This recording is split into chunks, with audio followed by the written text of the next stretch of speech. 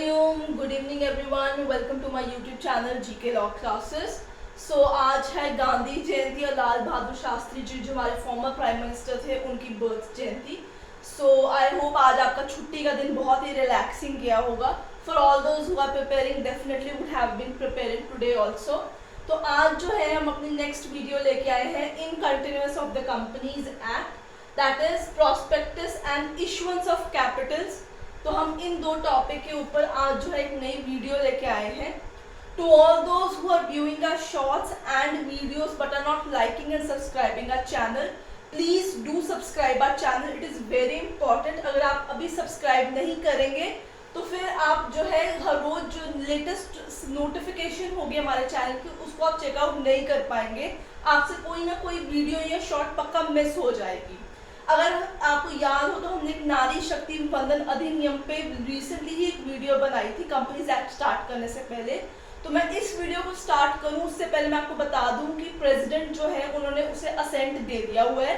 Now it's an act और वो act 106 constitutional amendment कहलाया जाएगा। That is 106 constitutional amendment act. तो ये जो है चीज बहुत इंपॉर्टेंट है, ये आपको याद रखनी पड़ेगी कौन सी 106 कॉन्स्टिट्यूशनल अमेंडमेंट हमारी अभी रिसेंटली इंट्रोड्यूस की गई है। फॉर ऑल दोस्त जो कि यूजीसी नेट की वेट कर रहे थे, मैं उनको बता दूं कि एप्लीकेशंस आउट हो चुकी है, they can fill their forms और दिसंबर में उसका एग्जाम है, दिसंबर साइकिल का। तो उसके पॉइंट ऑफ व्यू से कमर्शियल लॉज बहुत जरूरी है और ये जो मैंने आपको बात बताई है 106 अमेंडमेंट वाली, ये भी बहुत जरूरी है। तो आइए शुरू करते हैं अपनी कंपनीज लॉ के अंदर नया आज का वीडियो, जिसकी बात हम करते हैं प्रॉस्पेक्टस के रिगार्डिंग। ठीक है, सो मेन हेडिंग आपकी प्रॉस्पेक्टस ही इस वीडियो की रहेगी। तो वीडियो को शुरू करने से पहले as usual as I always say like कर दीजिए, शेयर कर दीजिए और चैनल को सब्सक्राइब कर दीजिए अगर आप चैनल पे नए हैं तो। अब बात करते हैं, पिछली हमने वीडियो जो थी वो बनाई थी इनकॉर्पोरेशन ऑफ कंपनी के रिगार्डिंग, जिसमें हमें पता चला है कि कंपनीज जो है इनकॉर्पोरेट कैसे की जाती है, उनका इफेक्ट ऑफ रजिस्ट्रेशन होता क्या है। अब हम आज बात करेंगे वर्ड कैपिटल के रिगार्डिंग। अब आप मेरी बात को ध्यान से समझिए, जब भी एक कंपनी बनाई जाती है, फ्लोट की जाती है, तो उसका कुछ इनिशियल कॉर्पस होता है, कुछ सर्टेन अमाउंट के साथ ही कंपनी क्रिएट की जाती है। अगर जो बच्चे बैंकिंग लॉस की तैयारी कर रहे होंगे या उन्होंने आरबीआई पढ़ा होगा तो उनको याद होगा that RBI was established with initial corpus of 500 crore. ठीक है, आप फिर भी एक बार फैक्ट्स को वेरीफाई कर लीजिएगा, but to my knowledge it was 500 crore. So that initial corpus was what, it was the capital, वो पैसा था, क्योंकि वो पैसा होगा तो आप कंपनी में लगाओगे, कंपनी को क्रिएट कर पाओगे, उसे खड़ा कर पाओगे, विच इज वेरी इंपॉर्टेंट। आज के टाइम पे कोई भी स्टार्टअप यूज होता है तो उसका सबसे इंपॉर्टेंट क्वेश्चन क्या होता है, फंड्स, कैपिटल, कॉर्पस कहाँ से जनरेट किया जाए। उसी तरीके से कोई भी कंपनी हो, बीट प्राइवेट, पब्लिक, ओपीसी या किसी भी तरीके की कोई होल्डिंग या सब्सिडरी कंपनी क्यों ना हो, तो उन सबको भी कैपिटल की रिक्वायर्ड होती है, यानी फंड्स यानी कॉर्पस यानी पैसों की जरूरत होती है। तो अब सबसे पहला question after incorporation of companies raise होता है कि हम कैपिटल कैसे इशू करें, कैसे रेज करें। ठीक है ना, क्योंकि इनिशियल जो फंड होता है कभी कभी वो फुलफिल नहीं हो पाता। At one point of time company को फेल्ट होता है कि that we need extra money ताकि हम जो है मैनेजमेंट प्रॉपरली कर सके और अपने एरिया को इनलार्ज कर सके, उन्हें एक्सपैंड कर सके। अब कैपिटल जनरेशन किस तरीके से की जाती है, this is a very important question, you need to remember this point. दो तरीके होते हैं for all those who are revising, वैसे एक तीसरा तरीका भी होता है, उसे हम अदर मीन्स कहते हैं। फर्स्ट होता है पब्लिक ऑफर, जिसपे इनिशियल पब्लिक ऑफर आईपीओ या एफपीओ होते हैं आपके। दूसरे होते हैं प्राइवेट प्लेसमेंट्स। ठीक है, अब जो ये दोनों कैटेगरी है ये पब्लिक प्राइवेट दोनों करती है, जबकि प्राइवेट प्लेसमेंट या अदर प्लेसमेंट या जिसे हम अदर मीन्स कहते हैं उन्हें प्राइवेट कंपनीज और दूसरी छोटी कंपनीज ओपीसीज करती हैं। आई होप आपको ये बात समझ लग गई होगी। सो हमारा मेजर कंसर्न इन्हीं दो पॉइंट्स के ऊपर रहेगा, जिसे पब्लिक और प्राइवेट दोनों ही यूज करते हैं। अब बात आते हैं पब्लिक ऑफर की, कैपिटल जनरेशन की। तो जब हम पब्लिक ऑफर करते हैं, जैसे मैंने आपको बताया, कोई भी कंपनी फर्स्ट टाइम किसी एक्सचेंज में लिस्ट करेगी तो वो अपना आईपीओ रिलीज कराती है, उसे कहते हैं इनिशियल पब्लिक ऑफर, यानी वो शेयर्स ऑफर करती है लोगों को कि आके आप हमारे सर्टेन रुपीज में शेयर खरीद लीजिए और हिस्सेदार बन जाइए कंपनीज का। So what is that thing, वो क्या होती है, वो आपकी सिक्योरिटीज होती है। So shares and debenture together constitute securities. उन सिक्योरिटीज को बेचा जाता है और उन सिक्योरिटीज को बेच के कैपिटल जनरेट करती है company. So shares and debenture together constitute your securities and those securities are sell to generate what, capital.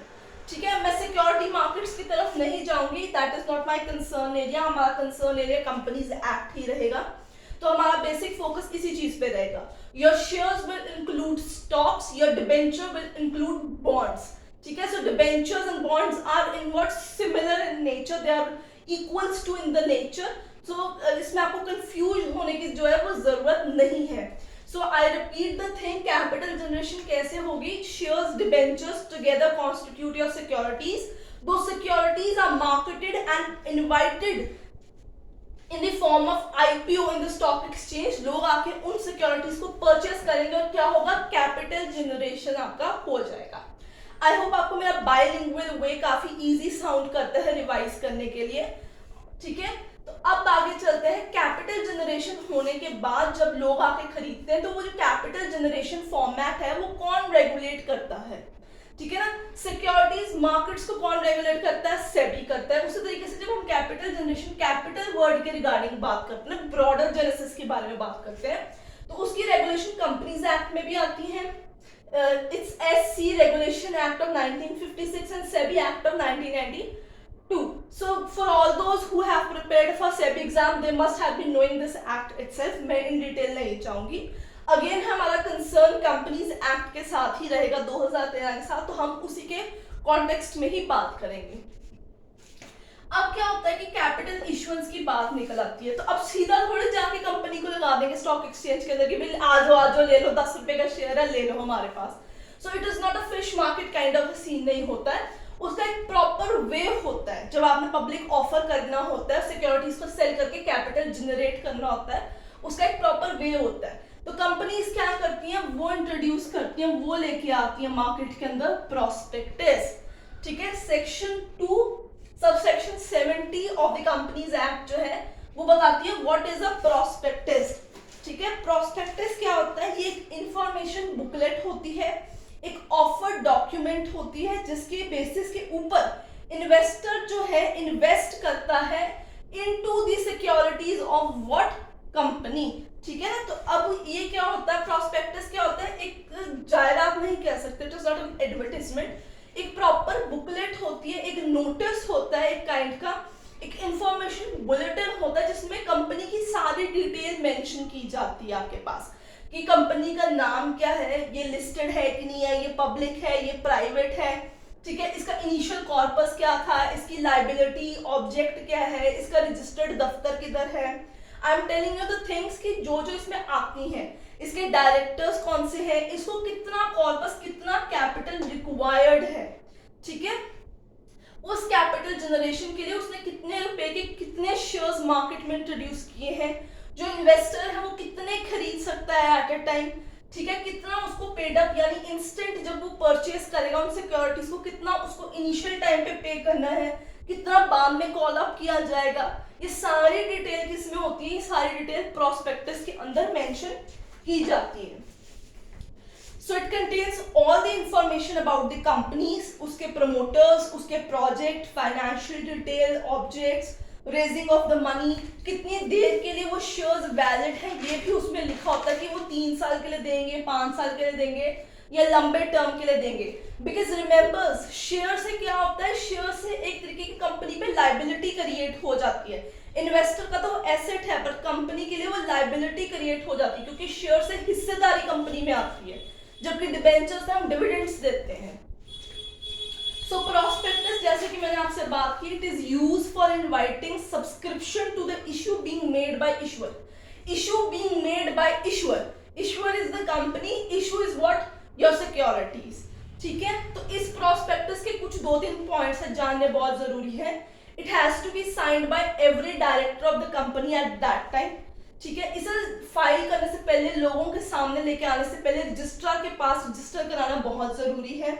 ठीक है, 90 दिन के लिए वैलिड रहता है फ्रॉम द डेट आपने रजिस्ट्रार के पास सबमिट किया हुआ है टू गेट इट रजिस्टर्ड। ठीक है, ये इसके कुछ इंपॉर्टेंट पॉइंट्स थे। प्रोस्पेक्टस में सबसे इंपॉर्टेंट चीज स्टडी करने वाली होती है वो होती है इसकी टाइप ऑफ प्रोस्पेक्टस।